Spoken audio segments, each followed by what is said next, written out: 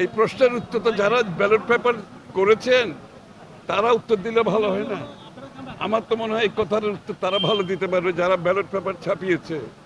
বিএনপির ধানের শীষ কেন ভাঁসের মধ্যে পড়ছে, কেন ওই জায়গায় আসছে, এটার উত্তর তো ওনারা দিতে পারবে। আমি আশা করছি শুধু উত্তর নাই, এটার ওনারা একটা প্রতিকারও করবে, যাতে করে নির্বাচন নিয়ে কোনো প্রশ্ন না আসে। এবং নির্বাচনী আমরা সবাই চাই একটা সুষ্ঠু নির্বাচন। বাংলাদেশের মানুষ গত 20 বছর ধরে 4টা নির্বাচনে ইলেকশন তারা ভোট দিতে পারে নাই, তাদের প্রতিনিধি নির্বাচন করতে পারে নাই।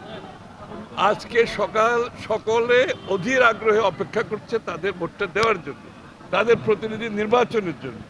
এই মুহূর্তে এই ধরনের প্রশ্ন উঠলে এটা কোনো ভালো বিষয় না। এর মধ্যে আপনারা কোনো আসলে বিতর্ক দেখেন কিনা বা আমি তো বলছি বিতর্ক না থাকলে তো আপনি আমাকে প্রশ্ন করতেন না। বিতর্ক আছে বলে তো আপনি আমাকে নিরাপত্তাহীনতার প্রশ্ন যদি এসেই থাকে, এই দায়িত্বটা তো সরকারকে নিতে হবে, আইন শৃঙ্খলা বাহিনীকে নিতে হবে। আমাদের পক্ষে সহযোগিতা চাইলে আমরা সহযোগিতা করব। কারণ আমি তো আবারও বলছি, বাংলাদেশের মানুষ চায় একটি সুষ্ঠু নির্বাচনের মাধ্যমে একটি নির্বাচিত সংসদ, একটি নির্বাচিত সরকার যারা জনগণের কাছে দায়বদ্ধ থাকবে। তারা তাদের শ্বাসরুদ্ধ অবস্থা থেকে মানুষ মুক্ত হতে চাচ্ছে। সুতরাং এটার একমাত্র পথ হচ্ছে একটা নির্বাচিত সংসদ, একটা নির্বাচিত সরকার। এটা যত বেশি সুষ্ঠু হবে তত বেশি জনগণের অধিকার আমরা নিশ্চিত করতে পারবো।